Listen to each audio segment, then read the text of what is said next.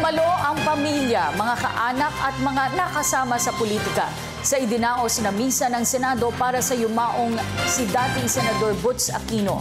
Narito ang ulat ni Jade Miguel. Isang misa ang isinagawa sa Senado para sa namayapang dating senador at tiyuhin ni Pangulong Aquino na si Agapito Butz Aquino. Namatay ang dating senador noong Lunes sa edad na 76. Dinaluhan ang nasabing misa ng mga pamilya, kamag-anak, kasamahan sa politika at malapit na kaibigan ni Aquino. Partikular na rito ang mga kasamahan niya dati sa 8th and 9th Congress na sina Senador Letty Shahani, Nicky Cosseteng, Nene Pimentel, ni Alvarez.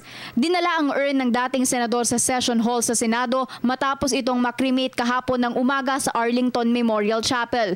Dito inalala ang mga napagtagumpayang inisyatibo ni Aquino noong siya'y nabubuhay pa bilang isang mambabatas. Isa si Aquino sa mga nanguna sa August 21 movement na namuno sa mga protesta laban sa rehimeng Marcos matapos ang nangyaring assassination sa kanyang kapatid na si Benigno Ninoy Aquino Jr. noong 1983. Para sa Telebisyon ng Bayan, Jade Miguel.